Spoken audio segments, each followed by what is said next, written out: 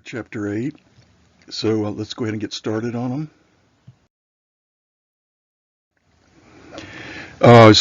Number one, order the following elements according to increasing electronegativity. So what you would actually have to have ideally here would be a periodic chart that has all the electronegativity values. Which obviously you wouldn't have that on a final exam. So what you'll have to do is you'll just have to try to use your common sense.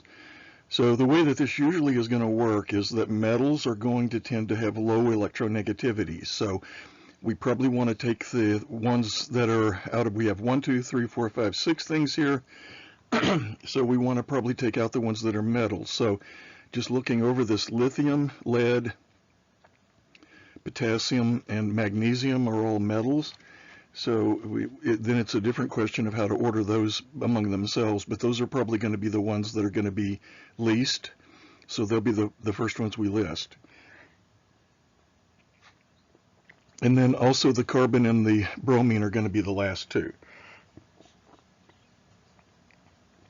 So the bromine is going to be the most electronegative because it's the one to the right in the 7th column or group, the halogens. So it's going to be most electronegative. And then next to it would be carbon. That would be the second most electronegative. So if you had a chart in front of you, you could actually see this more clearly. So if you do have a chart, you should probably look at it, which I don't, but I think I have one on the next slide, but I can't get to it because then I can't get back. But as far as then the metals, you've got lithium, lead, potassium, and magnesium. So looking at those, the ones that are in the first group, the alkali metals, that's the K and the Li. Okay, so the K is below the Li. So that means that it is going to be less electronegative than the Li. So we're going to start off by listing in K, Li, and then the magnesium would be third. I mean, just guessing because it's in the second column. And then the lead, the Pb, is more over towards the non-metal side. So we're going to list that 4, and then carbon 5, and then bromine 6.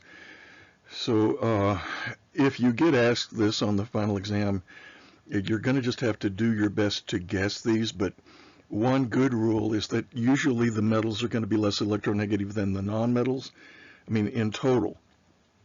So if you have a non-metal like carbon before a metal, then it's probably wrong. But again, in order to actually do this, you really need to have a table of values or a chart that has the values written. Okay, and before I go to the next slide, I'm going to go to the next slide, but if I happen to click on a slide and then I accidentally click again, then what will happen is you'll be sitting there waiting for me to say something on the next slide, and I will have accidentally transported myself to the slide after that, and I can't get back. So there's no way for me to explain that, I mean, on the slideshow or during the slideshow. So if you go to another slide and nothing happens for about 10 seconds, then I recommend you just go ahead and click again. Okay, so anyway, next slide. So here, if we look at the chart that actually has the values, we had potassium is 0.8, lithium is 1. Again, those are in the first column. Magnesium is 1.2, and that's in the second column. And then if you come across to lead, it's at the bottom. It's in the bottom row all the way over underneath carbon. And it's 1.9, and then carbon's 2.5, and then bromine is 2.8. That's just a little bit more than carbon. So just kind of by guessing, by going from left to right basically, and then from bottom to top, when we had the opportunity to do that, it actually worked. Excuse me. So going from potassium to lithium, we went from bottom to top. Lithium to magnesium, we went from left to right. Magnesium to lead, left to right. Lead to carbon, bottom to top. And then carbon to bromine, that would be hard, but you figure the things in the 7th column are going to be pretty electronegative. Next slide. And so here are the answers, and that was correct. Next slide. All right, another one that you're very likely to see on the final. Which of the following substances are ionic? polar covalent and nonpolar covalent. So what I recommend that you do on these, because otherwise there's really no way I can suggest, because again you'd have to have that chart with the numbers,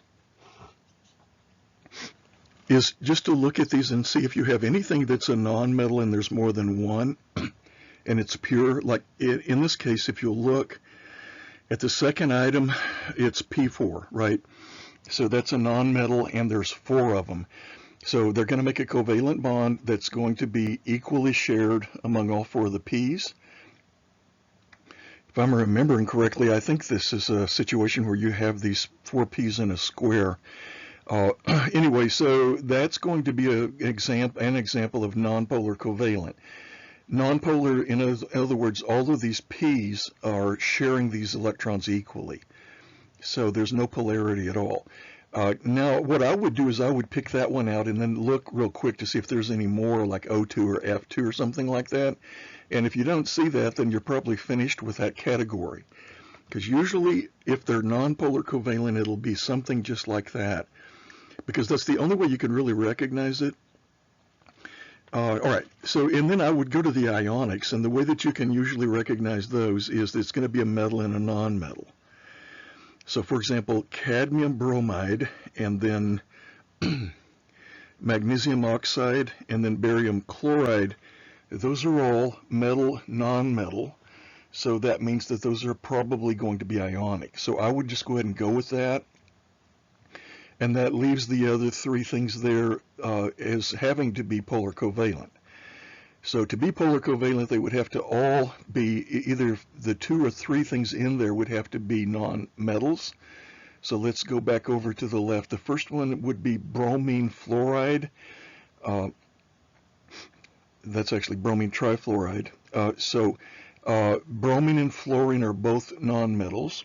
Come across to nitrogen trifluoride, NF3, is also 2 nonmetals, and then the POCl3 is also 3 nonmetals, right? So if you don't see that, just look at the chart and look to see if Br, F, N, PO, and Cl are all in the top right-hand section above that like zigzaggedy line, and if they are, that means they're nonmetals. So just to recap this very quickly, P4 should be nonpolar covalent. Cadmium bromide, magnesium oxide, and barium chloride should be polar covalent. Ionic. And the other 3 that we haven't mentioned yet should be polar covalent. Next slide. Okay, so if you look at the bottom, nonpolar covalent P4, and then at the bottom, ionic or magnesium oxide, barium chloride, and cadmium bromide. Now, I put a little picture down at the bottom of what POCl3 looks like. And then the ones in the middle are going to be basically by process of elimination. So if you didn't use them up to this point, then they're probably going to fall in that other category of polar covalent. Next slide. And then here I just gave you a short list of what to do if you don't have any EN values. And it's basically what I just said. So let's go to the next slide. Okay, formal charges seem hard maybe at first, and then once you've done them for a while, they get to be super easy to the point where you can just look at them and do them. You don't have to even think about it.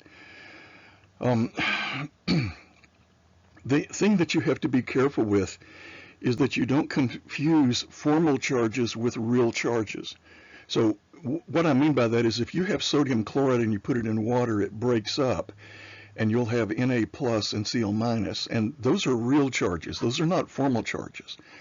And also, it's not the same thing as a partial positive or a partial negative, such as you would have in water, where the O would be partially negative because it's got more electron density next to it. It's not that either. So you have to keep all of these in their own little like box. So, all right. So anyway, let's do this. There's a few of these. And they get to be kind of boring and tedious after a while. When you've done them for a while, you get to the point where you don't want to do them anymore because they just kind of drag on. But for this one anyway, let's look at that O at the top of this thing. So O is in the 6th column. its oxidation state is therefore 6, or it should have 6 valence electrons. Its oxidation state would be -2, but it should have 6 valence electrons because it's in the 6th column. So you first of all subtract all of those lone pair electrons, which there are 4. So 6 minus 4 would leave you with 2. And then you subtract half of the electrons that are involved in the bonds between that O and something else, which in other words you would subtract half of 4. So if you look, that O has a double bond to the end below it. Each of those bonds has 2 electrons, so that's a total of 4 electrons. So we consider half of those to belong to the O and half to the end. So to go back and start over, for that top O, it would be 6 minus 4, and then minus half of 4, which would be 2, which means it would be 6 minus 4 minus 2, which is 0. So when you've done these for a while, you'll just be able to look at that O and say, okay, there's 6 things around it, and it's 6 is in the 6th column, so it's 0. Okay, do you see that? Okay, let's go to the O on the bottom left. It's clearly different, right? Because it has now 6 electrons around it arranged in lone pairs, 3 lone pairs. Plus it has also one of the 2 electrons that are between it and the N. So we start with 6, again, subtract 6 for the lone pairs, and that leaves 0. And then 0 minus 1/2 of 2, or in other words 0 minus 1, would be minus 1. And that's going to be the same thing for both the one at the bottom left and the one at the bottom right. So those are both -1s. So what you would do if you were doing this on a piece of paper would be just to write -1 kind of like around that O at the bottom left. But just be careful that you don't confuse that with an actual charge, because it's not an actual charge. This is called a formal charge, and the purposes of computing these are different. And anyway, that leaves us only with that N in the middle. So N is in the 5th column, so we assume it has 5 valence electrons. So we will start with the number 5 and subtract away the lone pair electrons. But in this case, there are no lone pair electrons, so it's just 5 minus 0, which is 5. And then we want to subtract half the electrons that are around it in bonds. So there are 4 bonds around the N. There's a double bond to the O above and 2 single bonds to the 2 O's below. So that's a total of 4, each of which has 2 electrons. So 4 times 2 would be a total of 8 electrons around that N, but N only gets to account for 4 of those. So 5 minus 0 lone pair minus 4 bonding would leave 1, plus 1.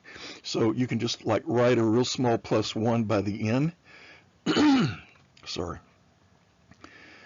The allergies up here are really bad.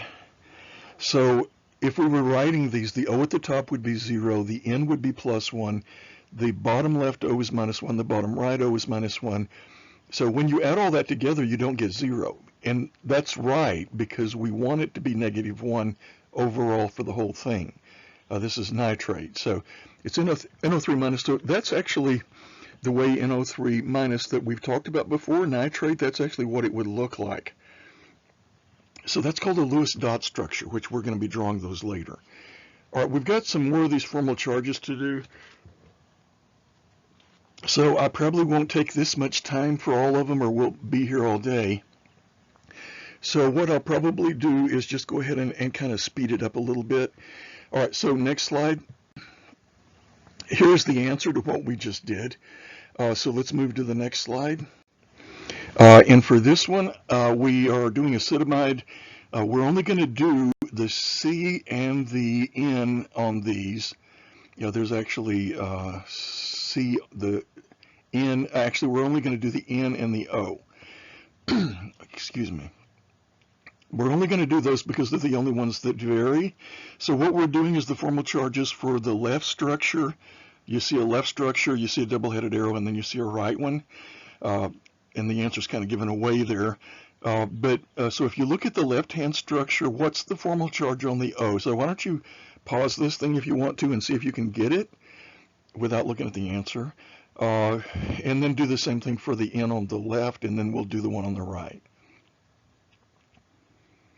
Right, okay, so the O on the left is going to be 6 minus 4 minus half of 4. 6 minus 4 minus 2 is 0. The n on the left is going to be 5 minus 2 is 3, and then 3 minus half of 6 is 3 minus 3, which is 0. So they're both 0. On the right-hand side, the O is going to be 6 minus 6 is 0. 0 minus half of 2 is 0 minus 1, which is minus 1. And so they have a negative up above that, but that's not the same thing. Okay, that's a partial negative. That's showing there's a partial negative charge on the O.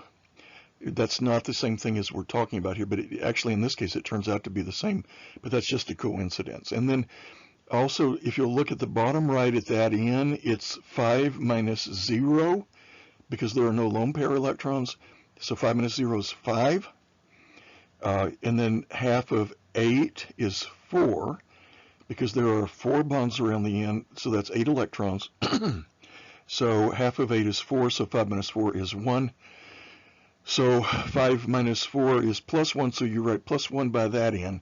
Now, the purpose of this is to see which one of these two structures is more stable. This is a situation where we have two different ways that this same molecule could exist in nature.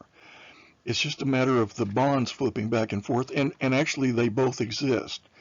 But the one on the left will be more stable because this formal charges on that one are 0, whereas the ones on the right-hand side, there's a plus 1 and a minus 1.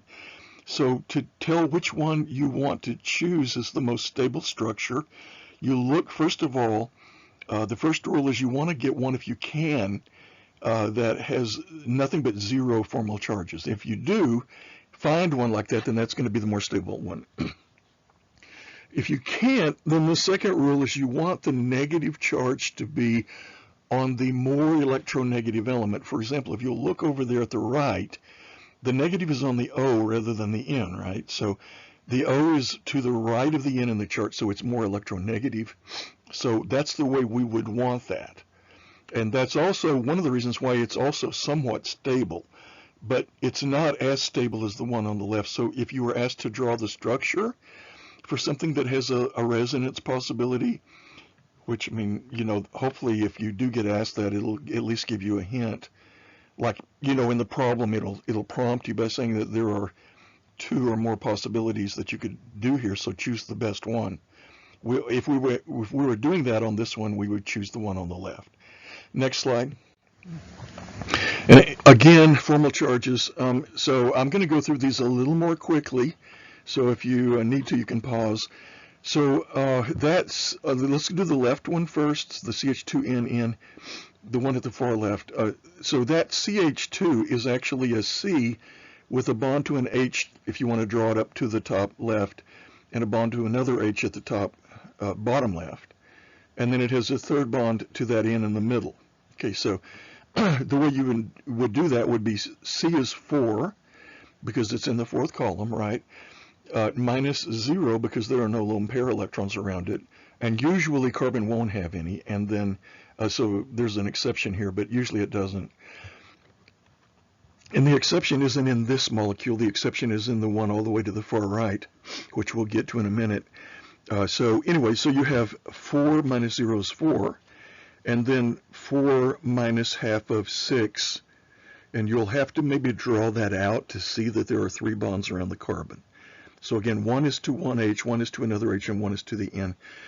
So 3 bonds would be 6 electrons, and half of that would be 3. So that carbon will be 4 minus 0 minus 3, which is plus 1. So you can just write a plus 1 above that C. And then the N in the middle has 5 minus 2 minus half of 6, which is 0. And the N on the right is 5 minus 4 minus half of 4, which is 2, which is minus 1. So the one in the middle is 0. The one on the far left is going to be plus 1, the carbon. So from left to right, the carbon is going to be plus 1. The nitrogen in the middle is going to be 0. So you would just write these down very lightly above these things. And then on the right-hand side, the N would be negative 1. Okay. Okay, let's move over now to the middle structure. The carbon on the left will be 0 because it's 4 minus 0 minus half of 8. The n in the middle will be 5 minus 0 minus half of 8, which is 5 minus 4, which is plus 1. The n on the right will be 5 minus 4 minus half of 4. So 5 minus 4 is 1, and 1 minus 2 is negative 1. So all of that's going to add up to 0, which is what we want here, because there isn't a charge indicated for the whole ion. And then at the far right, the carbon is going to be 4 minus 2, because there's a lone pair. That's unusual for carbon. So 4 minus 2 is 2. We have 3 bonds around the carbon, so that's half of 6 is going to be 2 minus 3. That's going to be negative 1. So that carbon is going to be negative 1. Move over to the middle nitrogen. That's going to be 5 minus 0 is 5. And then half of 8 is 4. So 5 minus 0 minus 4 is going to be plus 1. And then on the right-hand side, the nitrogen is going to be 0. It's 5 minus 2 minus half of 6. So we're going to have minus 1, plus 1, and 0 as we go from left to right. Add it all together, you get 0, which is what we want again. So if you'll let me just point something out. If you look at the n on the one that we just did, the one on the far right, if you look at the n at the right-hand side, you can just look at it and see that's the way nitrogen is supposed to be. And what I mean by that is nitrogen has 5 valence electrons, of which it almost always will be like the way it is here. It will almost always have 3 bonds with 1 lone pair. And we've talked about this before. Things in the 5th column, like nitrogen, tend to have 1 lone pair. And then in the 6th, like oxygen, would have 2. 7th would have, like fluorine, would have 3. So you'll get to the point where you can just look at that. So it's got a lone pair. It's got 3 bonds. That's what it should have. So it's 0. If you see an O that has 2 bonds and 2 lone pairs, then it's 0. So you can check them fairly quickly. Next slide. Here are your answers. Let's go to the next slide. All right. So which compound in each of the following pairs of ionic substances has the most exothermic lattice energy? Justify your answers. The rule here is from physics, and that is that the energy is going to be related to the charges multiplied by each other times the distance between them. So the distance here is important. The larger the distance, the lower the energy. So what we're looking for here, so if you'll look here at A, they both have chlorine, so that isn't going to determine anything. So it's going to be trying to figure out which of the two between the sodium and the potassium would give the largest energy. So it turns out that potassium is larger than sodium. And what that means is that the distance between the two nuclei, and that's what we're worried about, is the nuclei. The distance between the nucleus in sodium chloride is going to be less or smaller than the distance between the two nuclei in KCl. Which means that that R squared in the denominator is going to be less. Or if you just want to try to remember, just memorize that we're looking for the ones that are smaller. So between Na and K, Na is the smaller. The distance is less, so that means the energy will be greater. Okay, the part in the top of that equation, the Q1, Q2, will be the same for both of those, so that won't change. In part B, the lithiums are the ones that are the same, so the cations are the same in B. So we're looking at the difference between F and Cl, and so basically we're looking for which of those two things is smaller, the F or the Cl. So look at the chart. The things at the top are going to be smaller than the things at the bottom, or towards the bottom, so the F is going to be smaller than the Cl.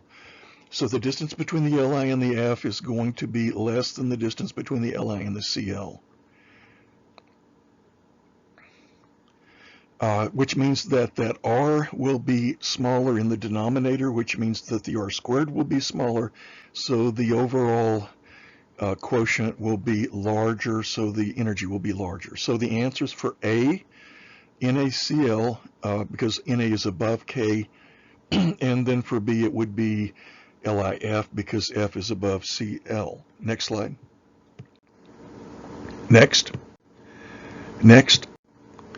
All right, so now we move on to a different topic, and this is bond dissociation energy. And as I mentioned before, this is really the only time I'm aware of in which we're going to actually do reactants minus products. So every other time we do anything like this, like for delta H of reaction and all that, it's always the delta H of the products minus the delta H of the reactants.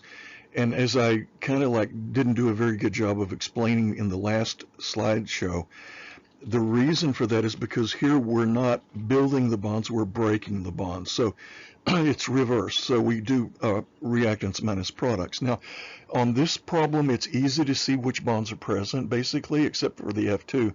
But you can easily use your imagination here and see that the F2 is going to be an F and an F. So there's going to be an FF bond. But my point here is that it's not too hard to see where the bonds are. But in some of the other problems that you get, you may have to actually redraw them and actually draw out the bonds, because it may be hard for you to see where the bonds are, how many bonds there are, if you don't do that until you get more experience in chemistry. So anyway, so what we want to do is find all the bonds in the reactants and subtract all the bonds in the products. And so we don't know one of these bond energies. So they gave us everything except for the carbon-fluorine energy. So, I mean, you could look that up in the chart, but the point of the problem here is we're supposed to be able to figure it out without having to look it up by the information that's given us. So what our basic equation here is going to be is that the delta H, which is minus 549 kilojoules, is going to equal the bond dissociation energies of the reactants minus the bond dissociation energies of the products. And so what we'll do is we'll set up an equation where minus 549 kilojoules equals, let's just say reactants minus products. And then for the reactants, let's see what we have. Well, we've got 4 bonds between carbon and hydrogen. They're single bonds, and those energies are going to be 413 each. So we'll need to multiply 4 times 413 plus an FF bond is 154. You can see there at the bottom of the problem statement, one of those. So it's 4 times 413 plus 154. And then what else do we have? Well, we have a carbon-carbon double bond, right? And that one is listed there as 614, right? So we'll add 614 plus 4 times 413 plus 154. And I think that's it for the reactants. Now, everything on the right-hand side we'll have to subtract, but we don't know the one between the C and the F, so let's call each of those X. So we're going to have 2 of them, so that's 2X. And again, we're just using X here as an unknown. So we're going to have minus 2X, and then we're going to also have minus the 4 CH bonds. So minus, again, 4 times 413, which we actually had that on the other side. And then minus the carbon-carbon single bond, which is 347. And that is it, right? So we wind up with an algebraic equation. Once you've done that, it's just the whole trick is to get it set up. Once you have it set up, then you can just solve for X very easily. So let's go to the next slide. So if you look down at the bottom, the delta H is the bond energy of the reactants minus the bond energy of the products. These are all listed out here. And so everything that's listed here is listed, especially that first row underneath the bold row where it says delta H, is all just what I just said. So if you missed that, you can go back. When you solve this equation, you just want to solve for X, and it's done there for you. So when you get to the bottom, you see that X is 485 kilojoules per mole. So that is the bond energy for the carbon-fluorine bond. And that's what we were looking for. Next slide. Which ion below has a noble gas? Oh, so you should pull up a chart at this point if you haven't already. We're looking for something that, so first of all, notice that all of these except one have a 2+ charge. So what we're looking for all of those except for the N in part D, which we'll get to that later, all of the other ones we're looking for something that has, that it is in the second column. So all you have to do is look at B, BE, C, and Li. and see what column they're in. Well, B is in the fourth column. Sorry, the third column. The fourth column, that's right. No, it's the third column. So let's start with E. E is in the first column. BE is in the second column. That's B, part B. Answer choice B. Answer choice A, B is in the third column, and answer choice C, carbon, is in the fourth column. And we'll forget about the N for right now. So which one of those four choices is in the second column? It's going to be BE, right? And the reason we're looking for that is because BE, being in the second column, has 2 valence electrons. So if it loses those 2 electrons, it winds up with a valence shell configuration of helium, which is a duet, which is stable. So it's perfectly okay. So it will have a noble gas configuration. It will have the same configuration as helium. So if you don't see that, then just look. If you take 2 electrons away from boron, you're going to still have 1 valence electron left because it had 3 to start with. Carbon had 4 to start with, so if you take away 2, you'll still have 2. Lithium only had 1, so I mean, you probably wouldn't be able to take away 2 from it. Because I mean, it would require a gigantic amount of energy to pull off the second one. The first one would come off easily. Nitrogen, in order to be an octet, would have to have a 3- charge, not a 2- charge, because it's in the fifth column. So it would have to have 5 plus 3 is 8 to get to an octet. So that's not the choice that we want. So we want B, which is beryllium 2+. Next slide. Next slide. Okay, and here's the answer. Next slide. Based on the octet rule, magnesium most likely forms a blank ion. All right, so all you have to do is look at the column magnesium is in. The only thing you have to watch for is you don't want to be looking up manganese, Mn, you want Mg. So if you look at the chart, Mg is going to be in the second column or group. So that means that it will tend to lose 2 electrons to get an octet. So if it did lose those 2 electrons, then it would have a charge of Mg2+. So that means that our answer choice here is going to be C. Next slide. Forgot to say next slide. All right, and then here's the answer, which is just what I just said. So next slide.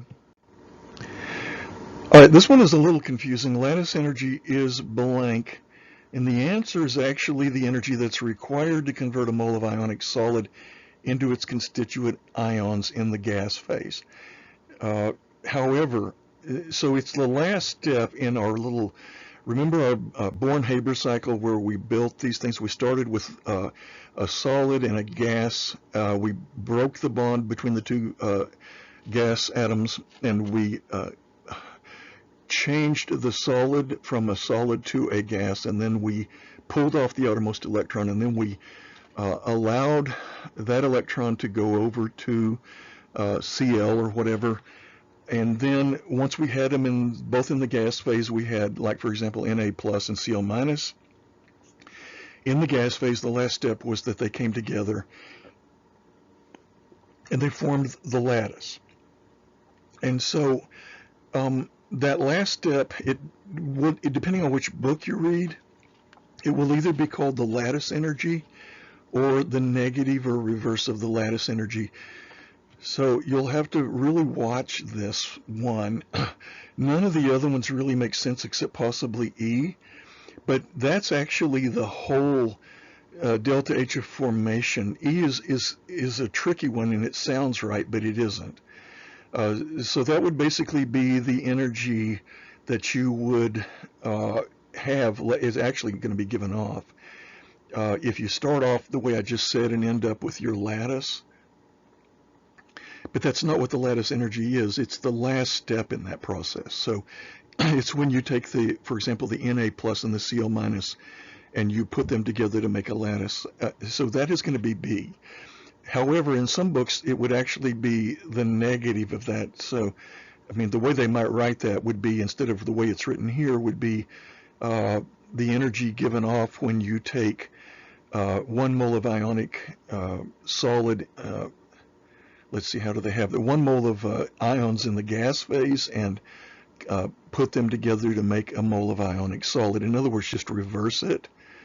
So if you see either the way it's written here or the reverse of that, that's going to be your answer. So I'm sorry for that confusion, but that's one of those things that just can't be helped. Next slide. Next slide. All right, this is an easy one. In which of the molecules below is the carbon-carbon distance the shortest? So if you'll recall, during our lecture notes, we said that the shortest kinds of bonds between carbons would be a triple bond. They're also the strongest. Next would be a double bond, and next would be a single bond. So the only answer choice here that has a triple bond is B. If you didn't have that, then you would have to look for a double bond. But the answer to this one is going to be B because of the triple bond between those two carbons. That would be very short. If you assume that you didn't have that available, then you would want to choose either C or E, and it would be hard to pick between those because they both have double bonds. C has two, but it would be hard to pick between them. So if you didn't have a triple bond in your answer choices, then you would probably only have one double bond and the rest single bonds. The shortest would be B, and then C and E would be next. Next slide. Next slide. All right, the trick to this question, all right, so let me just read it. For the questions that follow, consider the best Lewis structures for the following oxyanions, NO2 minus, NO3 minus, SO3, 2 minus, SO4, 2 minus, and BrO3 minus. All you have to do is look to see which of the things on the left in each of these ions is in the second row. So N or S or Br, that's what we care about. So if you look at the chart, you'll see that N is indeed in the second row. So it cannot expand octet. It can only take 8 electrons, maximum. Whereas the sulfur can take more because it's in the third row. So remember, anything in the third row or below can take, on the nonmetal side anyway, can take more than an octet. Bromine also falls into that category. So the two that would actually not be able to expand octet would be the first and second choices. It'd be the nitrite and the nitrate. So the answer would be something that has both 1 and 2 in it. So the answer choice here is going to be C. And I don't think it's really worth spending any more time on this because it's so straightforward. Next slide. Next. And then this one's along the same lines. The central atom in blank does not violate the octet rule. What we're looking for here is something that's in the second row again. So all you have to do really is look at the first thing on the left for each of the 5 answer choices. So look at the krypton, the xenon, the carbon, the iodine, and the sulfur, and see which one of those is in the second row, if any. And it turns out that answer choice C is going to be the answer here. But again, carbon is in the second row, so it cannot violate the octet rule. And it actually, in this case, it does not violate the octet rule. So if you look at a picture or a diagram of CF4, you'll see that it's a carbon with 4 Fs around it. Each of those bonds, 2 Fs, have 2 electrons, so 4 times 2 is 8, and that's it. Now, rather than to go through these mentally, I've already got the pictures or the images drawn for the other 4 answer choices so that you can see that they do have more than 8 electrons around them. Okay, so let's go to the next slide. And next. And here are the pictures of the other 4 choices. So if you'll look at the top left, krypton has 2, 4, 6, 8, 10 electrons around it. Move to the right, xenon has 2, 4, 6, 8, 10, 12 electrons around it. 2 for each lone pair and 2 for each bond. So just be careful here, because when we are doing this, we count the bond electrons as belonging both to the xenon and the F, and it's different from formal charges, okay? So it's just one of the things you'll have to try to remember, which it may seem difficult, but it shouldn't be too bad once you've practiced a little. Bottom left, the iodine in the middle has 2, 4, 6, 8, 10, 12. And bottom right, the sulfur has 2, 4, 6, 8, 10. All of these are more than 8, so they all violate the octet rule. The only one that didn't was the CF4. Next slide. So state the octet rule. The octet rule is just that if you have an element that's a main group element, in other words, it's one of the first 2 columns and one of the last 6, it tries to make bonds that will allow it to have 8 electrons in its valence shell. So things on the right tend to gain electrons, things on the left of the chart tend to lose. Next slide. And there's the rule. Next slide. All right, this one is another bond dissociation energy. We're going to do the products minus the reactants again, just as we did before. So there's no difference here. Some of the numbers are the same. The only thing you'll have to be careful of is just be sure you understand how these molecules are actually put together. So you'll maybe want to draw them out for the first time you do them. Excuse me, just so that you can see. So for example, on the far left, you've got what's called ethene or ethylene. So you're going to have a carbon-carbon double bond, and then on each carbon, you'll have a single bond to two H's. For our reactants, we're going to have an HH bond, which if you look down below is 432. So we want to add 432 plus the carbon-carbon is 614. Plus 1, 2, 3, 4 carbon hydrogens is going to be 4 times 4, 13. And then that's going to be minus, and again, you'll have to watch it, but that's going to be 1 carbon-carbon single bond, which is 347, minus 6 carbon hydrogen single bonds. So that's going to be 6 times 413. So let's go to the next slide. So if you'll go all the way down to the bottom, you'll see what I just said, and all of that we just said added together and then subtracted will be the delta H of the reaction. And if you do the math, you come up with minus 127 kilojoules per mole. Now be sure that you go through the math. I mean, I would go through it. I would just do the whole problem from the beginning and make sure you get the right answer. Okay. There's one other thing I want to say before we go on, and that is that there's another way to do a delta H of reaction where you're doing the delta H of formations, and it's different from this. When you do that, remember you don't do reactants minus products, you do products minus reactants, okay? If you don't understand that, you can email. Anyway, next slide. And then here we have our Born-Haber problem, which I have a picture on the next slide that is not for this, but it's the only thing I could find. So I couldn't find a picture for KCl. So I put in one for something else, which is a little bit different, but the same basic principle. So don't look at the next slide and think that it's for this problem. All right, so here we're going to start off with these things as, first of all, a solid and then a gas. For the gas, we just have to break the bond between, for example, the Cl's. So if you have Cl2, you have to break that bond. If you have Br2, you have to break that bond. But the reason is because you just want one Cl at a time to do this. So we're just doing it for one Cl and one whatever, the other, the K or whatever. For the K, it's going to be a solid at room temperature. So you first of all have to turn it into a gas, which means you have to heat it up a lot. And then you have to make it go from solid to gas, which means some things don't do that. Some things go from solid to liquid and then from liquid to gas. So in that case, you would just add together the heat of vaporization to the heat of fusion. It's the same thing. The net result is going to be the same in both cases, right? So you get the solid potassium, which looks kind of like a loaf of bread. And anyway, you heat it up until you have nothing but gas. So that's this enthalpy of sublimation for K. And then once you get it to that point, you want to remove the outermost electron to make it K+, so it can fit into the lattice.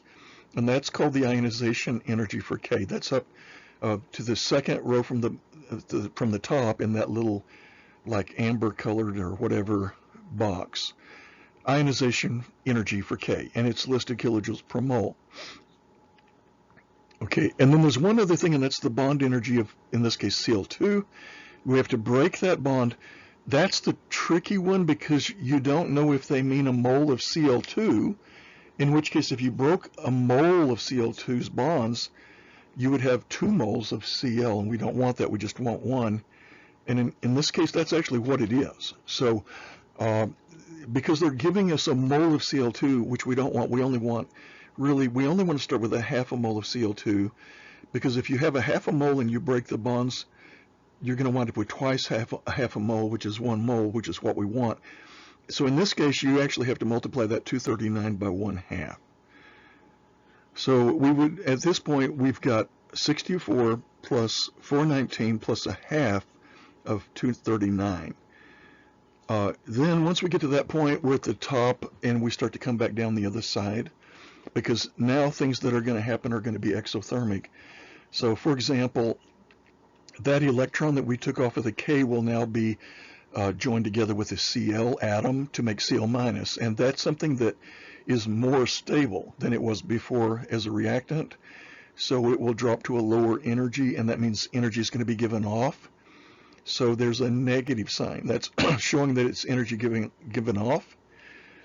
And then once you've got the Cl minus in the gas form and the K plus in the gas form, then they assemble themselves together into a lattice, and that last step is either going to be considered the lattice energy or the negative. We talked about this just a minute ago, right?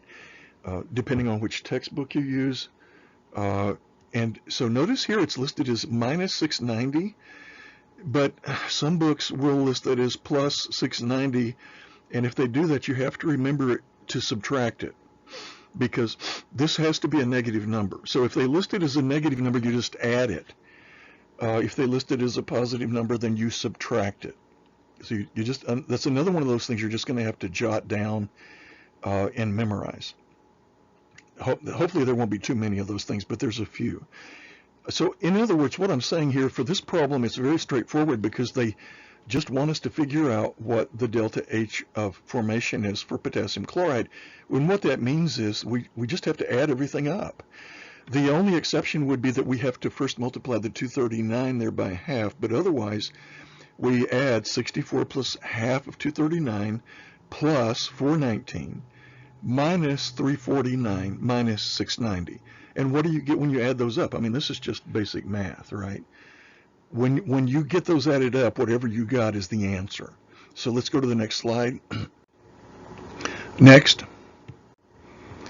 So down at the bottom, we should get, and so it should be minus 437 kilojoules per mole, and that is going to be the delta H of formation. In other words, that's the delta H that that's the negative energy that's given off when you start off with what we said we were going to start off with and form a lattice of potassium chloride. Okay, and then there's some notes here you can read. Let's go to the next slide. All right, and then this last question, there's 3 Lewis structures. So this is the part I would actually spend maybe the most time on if I were you. Also the formal charges, because those are the things you're most likely to see on my test and also on the final exam. And also that Born-Haber cycle, they always ask that. So just keep in mind your final exam will have a lot of questions, like way, way, way more than we've been having, which means it's going to be very difficult for you to finish it. So you'll have to work efficiently. And so what I recommend that you do is just not panic when you get it. Just be aware that it's going to be hard and long, and do the best you can, because there's very likely to be a curve, although maybe not quite as likely this semester because of the way things are going. But so anyway, there's 10 chapters basically that we cover. 35 multiple choice questions on the test means that there's about 3.5 questions per chapter. The ones that you're most likely to see from this chapter would be this one, the Born-Haber cycle and formal charges, and bond dissociation energies. You probably would see one of each of those. And also, back to the final exam, they will make the multiple choice questions where you actually have to do like a problem, right? I mean, like some of the problems that we might have seen in our tests as short answer problems will be actually, the same problem will be posed as a multiple choice, which is very time consuming and very frustrating to students. So again, just psychologically get ready for that. All right, so write Lewis structures that obey the octet rule. First of all, HCN. So we'll look at the pictures of this in a moment. Let's just go through these real quickly. HCN, how do we start off? Well, write C in the middle, put an N to the one side and an H to the other side, and then draw a line between them. We want to count the valence electrons, so 4 for carbon, 5 for nitrogen, 1 for hydrogen. So 5 plus 4 plus 1 is 10. 10 minus the 4 electrons that we just used when we drew those two lines, one from C to N, one from C to H. So 10 minus 4, that leaves how many? 6. All right, so the next thing is to put them on the terminal atoms, or the ones on the ends. Well, you can't put any more on H because H can't take more than 2. So it has 2 in the bond between it and the C, and that's all it can take. So you have 6 left over. They're all going to have to be dumped on that N. And that's really kind of okay, except for one thing, and that is that if you do that, the C won't have an octet. Okay, so the C would only in that case have 4 electrons around it. The bond to the H and the bond to the N. And that's no good. I mean, if you can avoid it, you want to. So we can avoid it, and I think we've talked about this before. We can flip not 1 but 2 of those lone pairs on the N over to make new bonds between the C and the N. So one lone pair goes over between the C and the N, just flip it, and then a second one, so that now you have 1, 2, 3 bonds between the C and the N, and you still have one lone pair left on the N, and that's perfectly normal for N and for C also, because now C has 4 bonds, which is what you want for C. So you have a single bond between the H and the C, and then you have a triple bond between the C and the N, and then you have a lone pair left on the N. And I'll show you that in just a minute. All right, D, NH4, so draw the N in the middle. Remember, when you have 1 of one thing and 3 or 4 of another thing, you put the one thing in the middle. So put the N in the middle, and then put the 4 H's around, and make them in like a little circle around it, and then draw a line between each of those H's and the N. The initial number of electrons would be 5 for N and 4 for the H's. Each of the H's has 1, so 5 plus 4 is 9, but then we want this is an ion, this is ammonium ion, so we want to leave one of those positive charges alone so that it can be the charge on the ion. And so that means that we have 5 plus 4 would be 9 electrons, but we're going to have to remove one of those, so it's going to leave us only with 8. All right, so we've drawn 4 H's around the N, and so we've used 8 electrons to draw those 4 lines, and we started with 8 electrons, so that means we've used all of them up, which means we're finished. And do we have an octet around the N? Yes. We have 2 times 4 is 8 electrons, so that's perfect. So usually this won't happen this easily, but it did in this case. And we do have a +1 charge. Let's go to G, CO2. Again, we'll look at the pictures in just a minute. Put the carbon in the middle and the O's on either side. Draw a line, so you're going to have 4 electrons that you used in those 2 lines. We started with 2 times 6 for O plus 4 for C is 16. And we used 4 to draw the 2 lines, so that leaves 12. So we want to put those 12 electrons that were left over on the terminal atoms, which are going to be the 2 O's.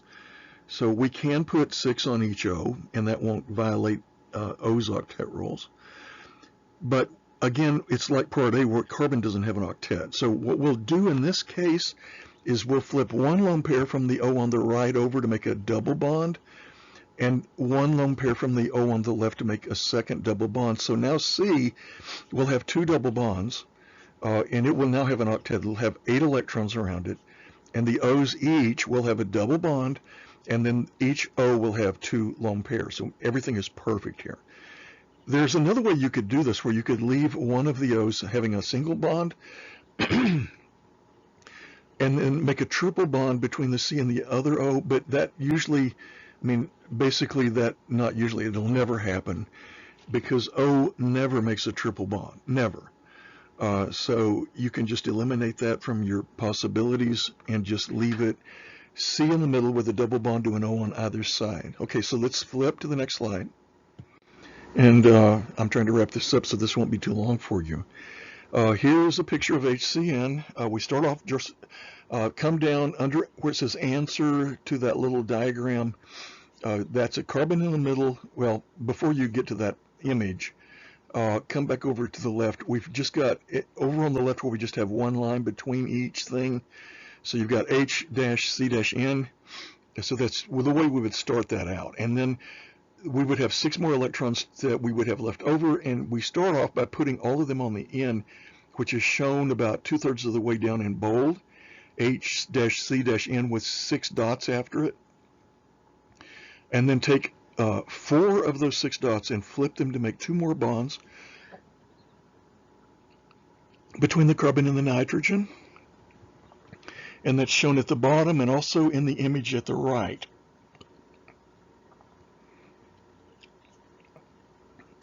And we'll learn later that whenever you have a triple bond, it makes a linear molecule. So we're kind of getting a little bit ahead, but the next chapter is kind of full, so maybe it will help a little bit if we go ahead and talk about this now. So whenever you have a triple bond, you have a molecule that's going to be all in a straight line, like a a pull cue or something like this. Anything that's straight, like a laser pointer or something like that, it'll just be a straight line. So it's 180 degrees around the central atom. All right, next slide. Let's do these last 2 and wrap this up. All right, here's the NH4. If you just go straight down to the diagram at the bottom, you've got an N in the middle, and then 4 H's around it, and a line between each of those. That uses up 8 electrons, and 8 electrons turns out to be all we had to start with. So we're finished. And so we have NH4 with a +1 charge, and if you do the formal charge on this, the H's are going to be 0. The N would be 5 minus 0 minus half of 8, or 5 minus 4, which is +1. And so you've got a +1, and you add everything together. +1, 0, 0, 0, 0 is +1, and that's what we want, because that's the charge on the ion. And then last, let's do CO2. Next slide. Draw the C in the middle, the O's on the other sides, each side, and draw a line between the C and the 2 O's. That uses 4 of the 16 electrons we started with, which leaves 12. So put 6 on one O and 6 on the other O. Now look at that structure in the middle. 6 dots O dash C dot O, 6 dots. That's no good because you don't have an octet on carbon. So that's one thing you'll want to watch for on your exams. Whenever you've got a central atom like that that doesn't have 8 electrons at least around it, then that's no good. And there's one exception, or a couple of exceptions to that, and that's beryllium and boron. So, I mean, that's another thing you'll want to tuck away in your memory. Beryllium and boron don't usually take octets, but everything else does. Everything else that's in the main element group. So to fix the problem with the C, take one of the lone pairs on the O on the right, flip it to the C, and then take one on the left O and flip it to the C. And now you have 4 dots, O, double bond C, double bond O, 4 dots, which I've redrawn over to the right, and you're finished. Next slide. All right, so that wraps this up. So let's cut it short now, so that we can get going on other things. So again, if you have any questions about any of this stuff, please email, or if you need to call, I can put my number out, or you can email me and ask for my number. And we'll go on now. We'll move to Chapter 9.